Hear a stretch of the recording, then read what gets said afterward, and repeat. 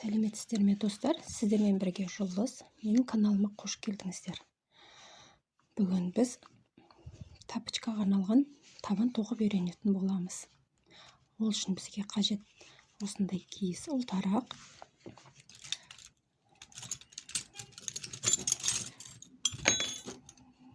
крючок қажет, капрон жіп керек болады. Егер аяқ киімнің бір жақ бетін су өтпейтіндей қылып қаптайым десеңіздер, онда сіздерге дермантин қажет болады. Мен осылай қиып дайындап қойдым алдын ала. Немесе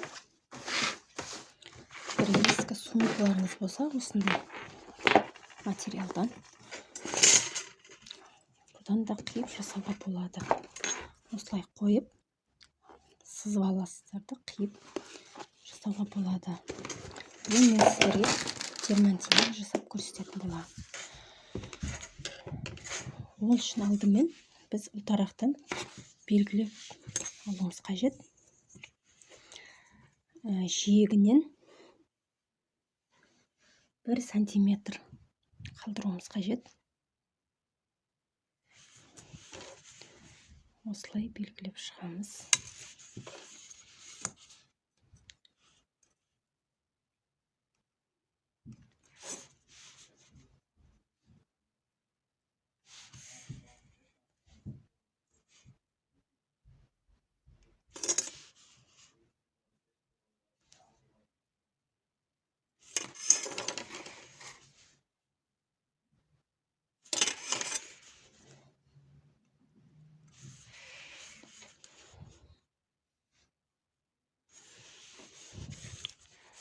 Бұндай табанмен жұмыс істеу өте оңай. Бір үйреніп алсаңыздар, өте тиімді. Осылай қосып шығамыз.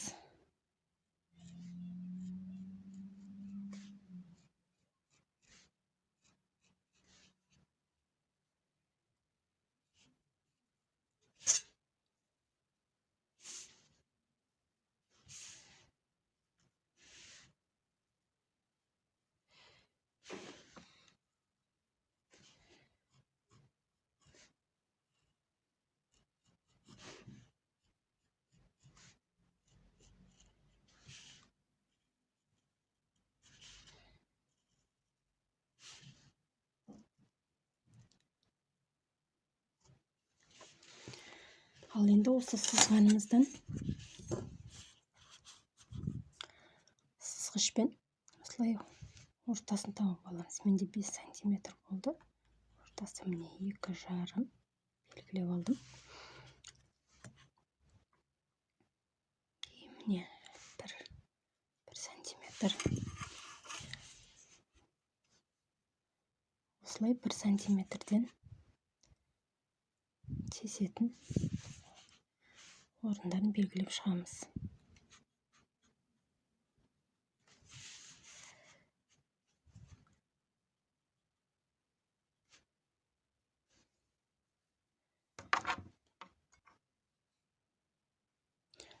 Мінекей, біз осылайынан барлығын белгілеп шықтық. Аралары 1 сантиметрден. Мына бізде дермантин қабаты. Осылайынан болады. Бұны біз тесетін боламыз қазір. Ол үшін мінекей, мен 2 дермантинді бүйтіп ұлтарақтың 2 ортасына қоямын. Дұрыстап тегістеп қойып аламыз.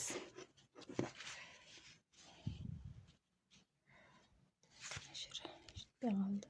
Қазір жөндеп жүрейік.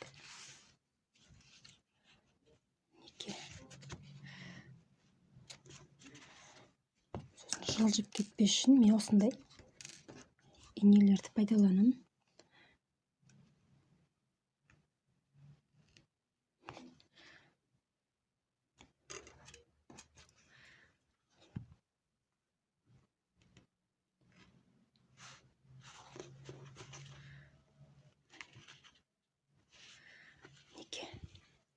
Енді осыны қазір тесетін боламыз. Егер бұндай ине болмаса, мынандай резинкамен мына жерге дейін тағып ысырып қойсаңыздар болады, ұстап тұрады.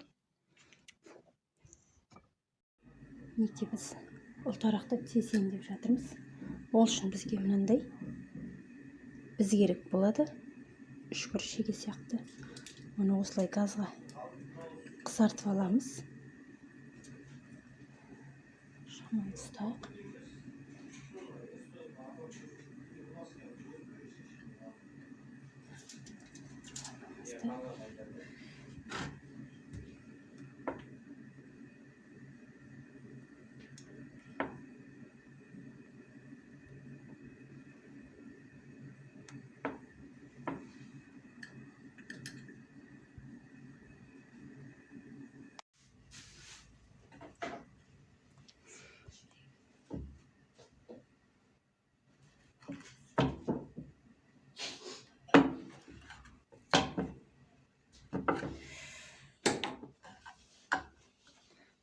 Осындай болды.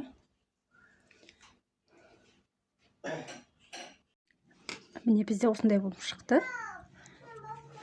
Енді ұлтарақ пен дермантинді беттестіреміз. Бір тесікке бізде 3 столбик без накида тоқылады. Күршекті өткіземіз мінеке. Шіпті іліп аламыз. Шіпті өткіземіз да.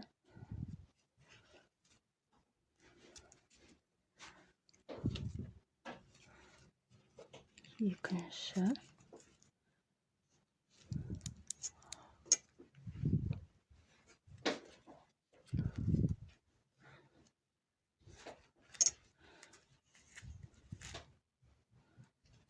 Үшінші. Мінеке.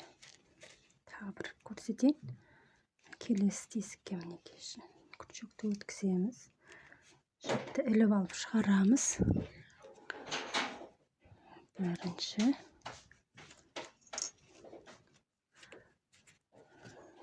Екінші.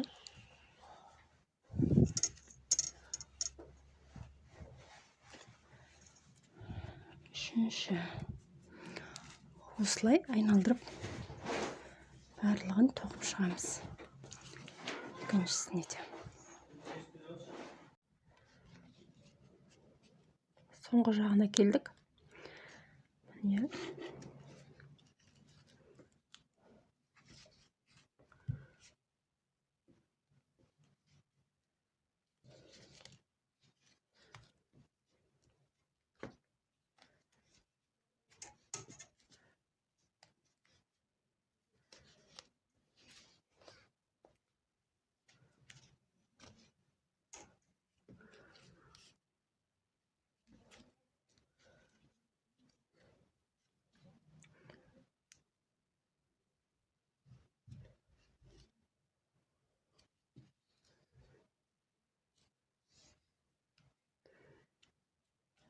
Alamız.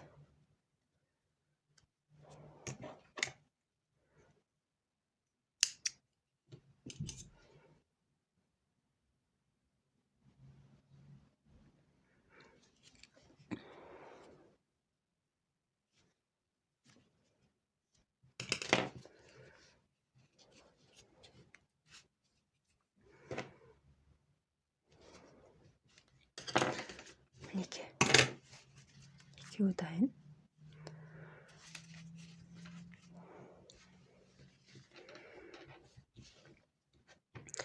Алда осы дайын табанмен жұмыс істейтін боламыз. Әрі қарай осымен тапочка тоқып көрсетемін сіздерге.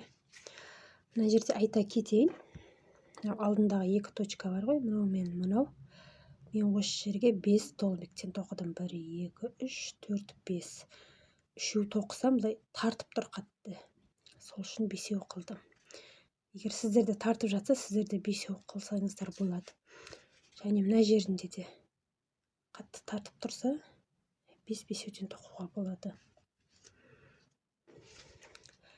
Әзірге осы. Менің сабағым ұнаса, лайк басуды ұмытпаңыздар.